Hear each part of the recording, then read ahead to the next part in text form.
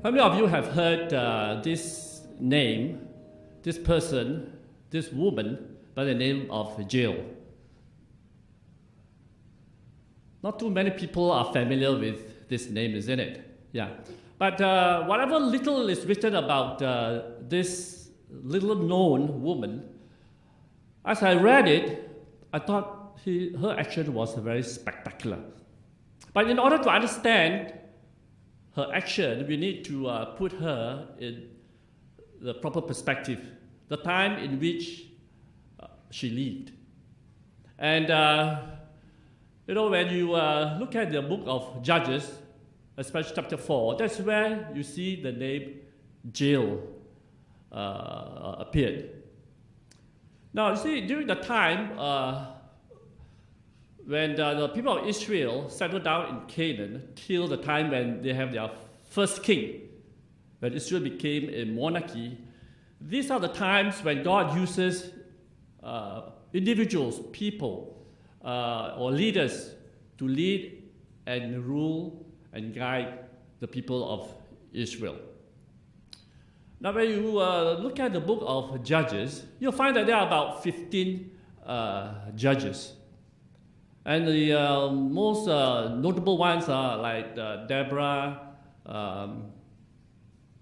Gideon, Samson, and there are a few others. Now, this is a time you find that as you read the book of Judges, it's kind of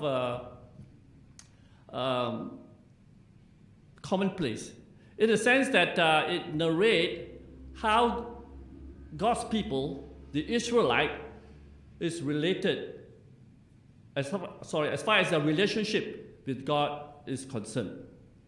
You find that Israel was at peace when they are loving God and serving God, and when they were faithful. But then, God allows the surrounding nation to harass, to persecute, and to rule over Israel when they left God, especially after other idols. And in persecution, in being harassed by their enemies for years, and they would cry out to God for deliverance. And God will appoint a leader to deliver them out of bondage. And then they will be at peace, and they will prosper as a result of this delivery. And you find that, there is this going back again, this sliding away from God again, and it all started, again and again. And you find that there is this pattern of faithfulness and unfaithfulness. Now that sounded quite familiar, isn't it? Not only in the churches, but in our individual lives. Because we are sinful human beings, we find that we are not careful.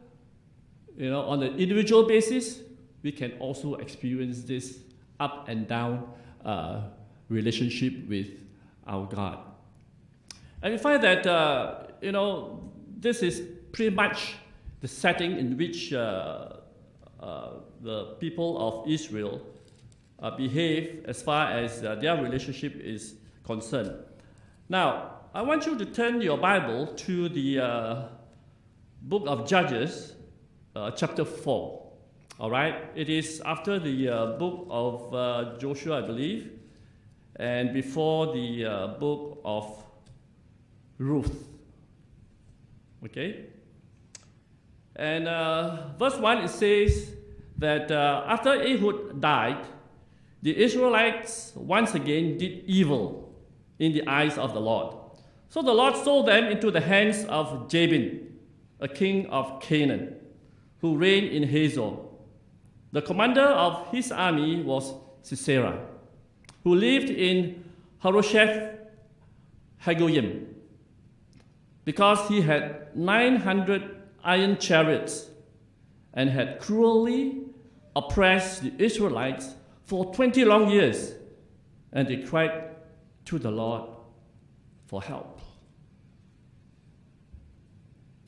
And in verse 4 it says that Deborah, a prophetess, the wife of Lapidoth, was leading Israel at that time. Now I will just skip some verses and go down to verse 6. And Deborah sent for Barak, son of Abinom, from Kadesh in Naphtali, and said to him, "The Lord, the God of Israel, commands you, go, take with you 10,000 men of Naphtali and Zebulun, and lead the way to Mount Tabor. I will lure Sisera, the commander of Jabin's army, with his chariots and his troops to the Kishon River, and give him into your hands." And so God is putting into motion a plan to deliver the people of Israel as a result of the cruel oppression that they have experienced at the hands of the commander of the Canaanite army, Sisera. And then Barak said to Deborah, "If you go with me, I will go with you. Sorry, if you go with me, I will go. But if you don't go with me, I won't go." Now, what sort of leader do you think Barak is? Is he a very courageous man? No, when I read his reply to Deborah, automatically I thought of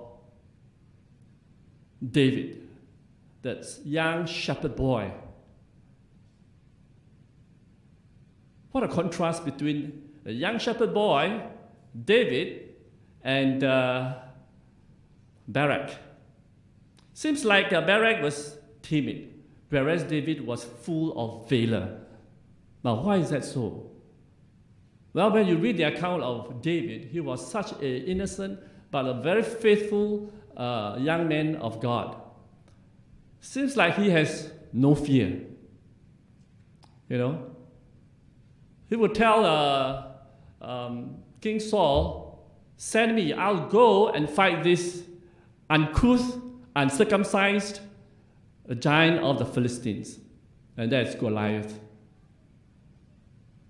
I don't know if he's so young and so innocent that he doesn't know the danger of facing such a person who is probably double or triple or quadruple his size. But the Bible record tells us that he went and met Goliath. What is that difference? The difference is David declared that he went and faced Goliath in the name of God. And as we all are very familiar with the story, how that pebble, that stone, penetrated Goliath's forehead. And I believe that providentially, God must have guided this projectile that smashed into the forehead of Goliath. I do not believe that in a physical fight, David stand a chance. There's no way. But God was there, you know. And an ordinary person, a young person, God was able to bring about a feat that was so extraordinary that it is in the lips of many people in songs, in illustration of courage, and so on and so forth. So then what did Deborah said in reply? "Very well, I will go with you, but because of the way you are going about this, the honor will not be yours, for the Lord will hand Sisera over to a woman." Now, because of Barak's hesitance, right, and perhaps some amount of unwillingness to go face Sisera in battle, Deborah said that, well, because of your attitude, all right, the honor is going to go to a woman. And who is this woman? Well, let's read on.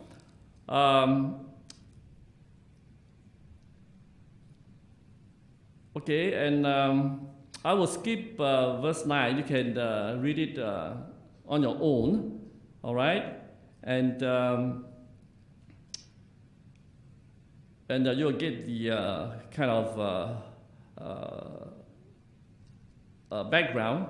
And so they went to war, all right? The people of Israel and the Canaanites went to battle. And I would like to draw your attention to verse 14. All right. Then Deborah said to Barak, "Go, this is the day the Lord has given Sisera into your hands. Has not the Lord gone ahead of you?" So Barak went down Mount Tabor, followed by 10,000 men. At Barak's advance, the Lord routed Sisera and all his chariots and army by the sword. And Sisera abandoned his chariot and fled on foot. But Barak pursued the chariots and army as far as Harosheth Hagoyim.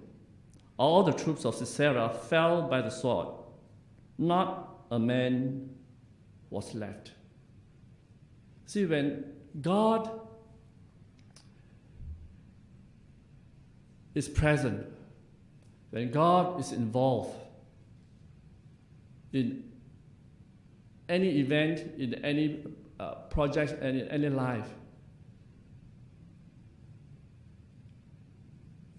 and when God is on your side, you can have that confidence that you will find resolution, you can find a solace, and you can find a victory. And it has been said that when God is with you, you become the majority.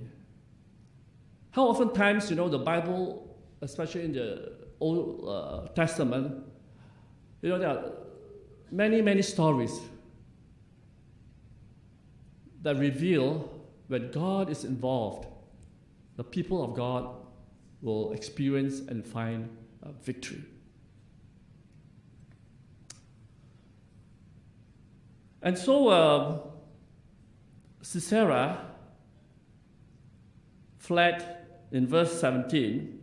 It says that Sisera, however, fled on foot to the tent of Jael, the wife of Heber, the Kenite, because there were friendly relations between Jabin, king of Hazor, and the clan of Heber, the Kenite.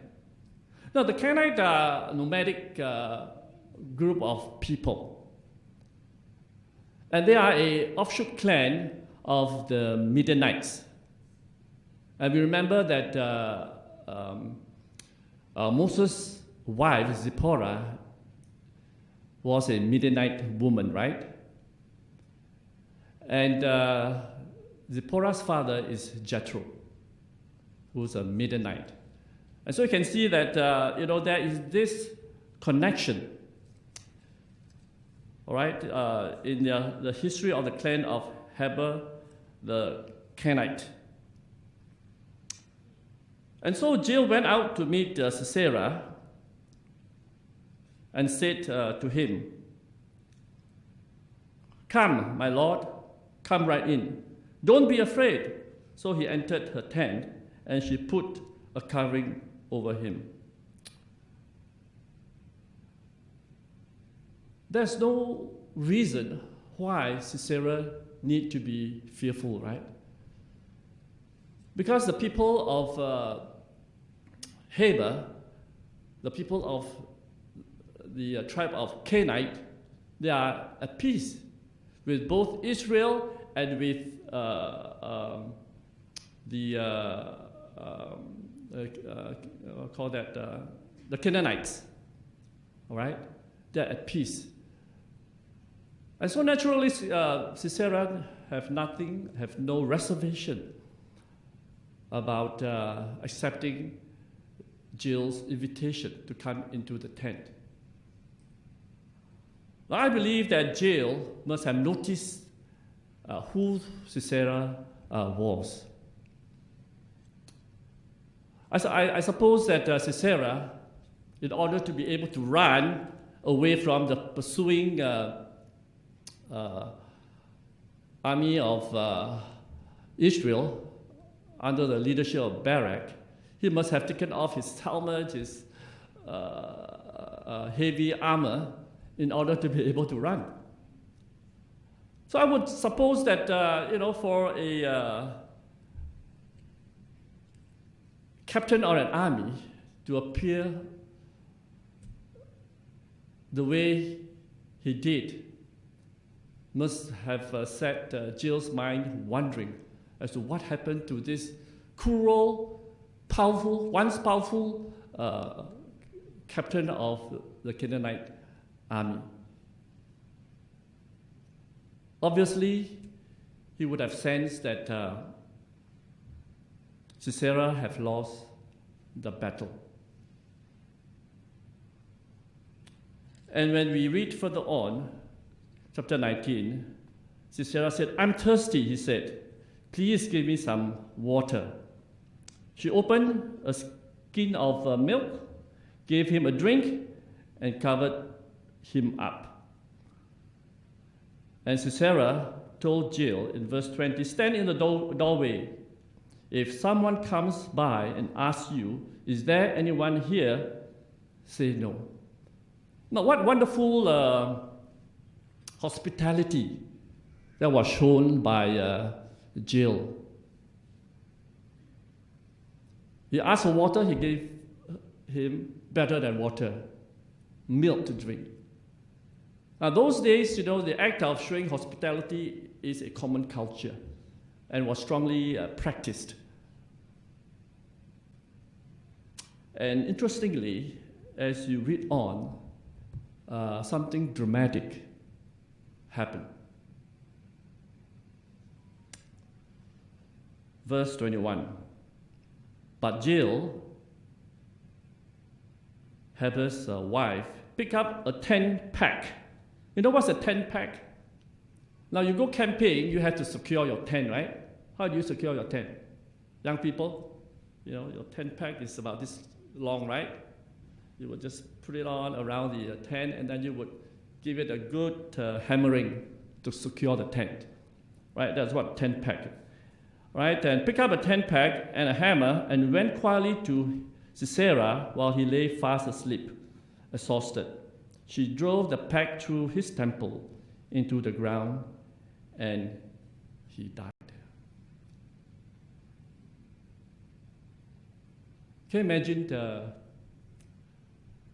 for a woman, or for that matter, for any man to take a life of another man, I don't think it's easy. I think it takes a lot of courage. It takes a lot of guts. Can you imagine, this woman, Jael, he put the peg right on the temple, and with one huge hammering, that thing went right through, from the right temple to the left temple, and impaled the head into the ground. I would imagine that it is not easy. Why I know that it's not easy, I must confess to you that I have shed life before. I have taken the lives of chickens. My mother, reared a lot of chickens and ducks. When I was about 10 years old, my mother was very uncomfortable about slaughtering chickens, and she needed help. And oftentimes, I'm the one that will be the one helping, holding down the legs and the wings.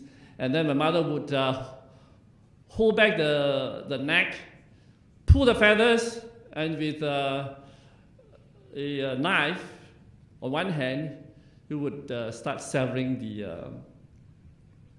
the blood vessels. Of course, now I know that it's the chaotic vessels, but when I was a 10-year-old, I don't know what it is. And she would drain blood into this small little bowl with a little bit of salt. You know, the Chinese, they would not leave anything wasted out of an animal, isn't it? They will eat from the nose to the feet.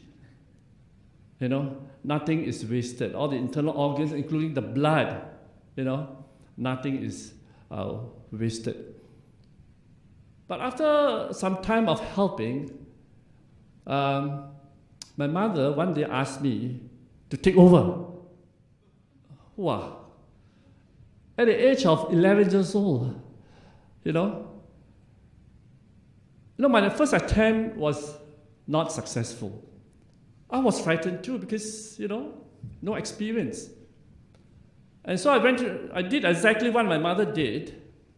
After you do already, as you sever the tubes on the neck. I say tubes because I did not differentiate between a windpipe or the trachea and the carotid artery. All I know is this, that you get one of those things severed, then you quickly tie the head and the neck with the wings, right? And then you throw the chicken to one side. But my first attempt is such that when I throw it to one corner, this chicken was able to untie itself and start standing up, walking towards me, wobbly. I tell you, that is very scary. I scream and ask my mother, see, what happened? And she quickly took control of the chicken and she looked at the neck.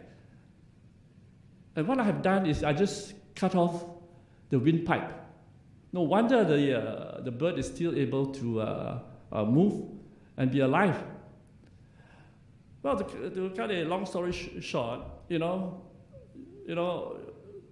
I eventually learned to go for that thick, dark, bluish tube or artery. You cut that, you see that the blood will gush out, and you will collect it in this small little bowl. You see, and now I find that the ducks are even more difficult to put down. They somehow have longer lives than chicken. They can struggle loose so easily. Very hard to put down. But during this what I call a procedure, slaughtering chickens and all that, can get to you. I don't know. It gets to me because you have to kill animals in that fashion. You see. That's why I say that it is not easy, for a human to take another fellow human's life. It's not easy. But coming back to the exploit of Jael, what a courageous woman that Jael was. Now, what can we learn from the experience of Jael, really?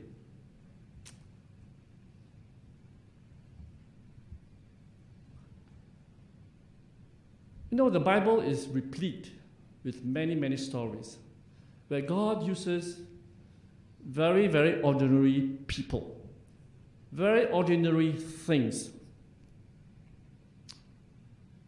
to work for His glory. I'm sure you can name a number of examples where God uses simple, ordinary things for His glory. Now, one example is the boy with 2 fish and 2 loaves, or 2 fishes with and 2 loaves in his basket, that was able to feed thousands of people. And we are very focused with this wonderful miracle that Jesus Christ has performed.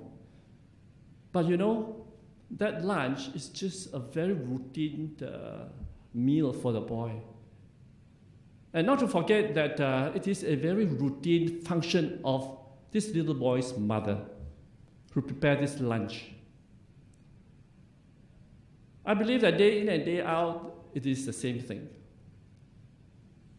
So can you imagine Jesus used the meal of the boy to feed so many people? I'm sure the boy would have run back and tell the mother what had happened. Can you imagine, being a mother, being a homemaker,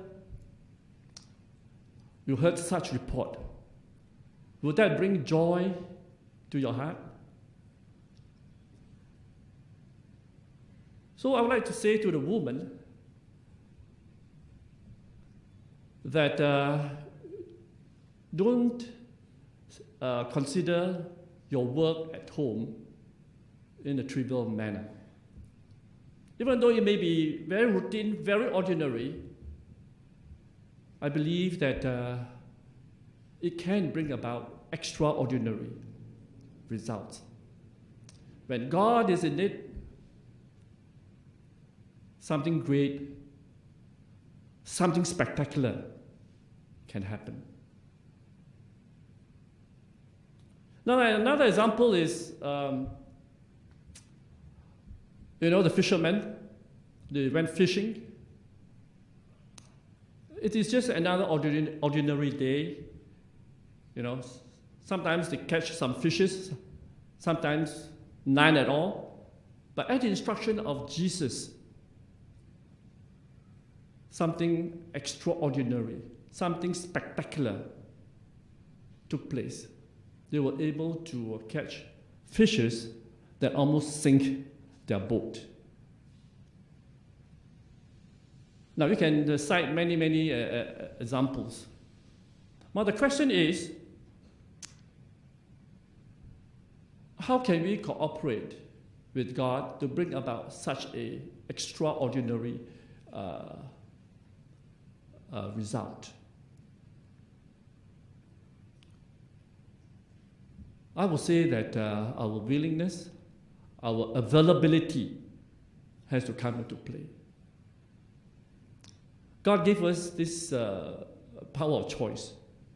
We can be willing or we can be unwilling. A good example is the story of Jonah. God gave him the honor to warn the people in Nineveh to repent. But instead, he ran, refusing to go. He's not willing. And there are others as well.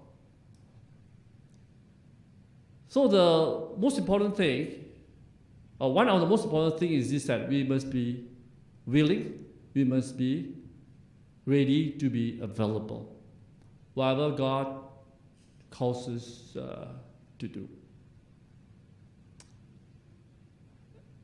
Another thing is to seize the opportunity that comes. Just like Jael saw the opportunity and he did something for the people of Israel and also allowing herself to be used by God. There is this story which I've read, that there's this businessman. He was on transit in one of the airport for about 2.5 hours. And he started distributing gospel tracts. And it's just not a routine distribution of this gospel tract. He would put his business name card in this gospel tract. And over the passage of many weeks, he began to receive a lot of correspondence, email, and all that. And he was able to have this wonderful opportunity where he can share his experience as a Christian. Because in that gospel booklet or tract talks about how one can become a Christian and what it means to be a Christian. And that somehow stirred the interest of those who were shared. You see, when God blesses an effort, it has a multiplier effect. And so, we find that, when God is involved, things can happen. Sometimes ordinary things seems to be mundane. And also that we find that most of the great things are done by so-called great people. But in God's hand, a nobody can do something extraordinary. Now I want to conclude as my time is almost up. Now, while God specializes in taking the ordinary and making something extraordinary happen, we remembered how an ordinary carpenter from Nazareth was crucified on an ordinary cross, hanged between two ordinary thieves, and placed in an ordinary tomb. It was anything else but ordinary. The Son of God had come down to earth to die on that ordinary cross, and 3 days later, he did something that was extraordinary. He came forth out of that tomb. And one day soon, he is going to come back for his church with a mighty shout and with the sound of a trumpet. And it will be an extraordinary day. And he will take all of us, ordinary people, to that extraordinary place he has prepared for all of us. And we will be with him forever. Will you be ready for that spectacular and extraordinary day? May God bless all of us.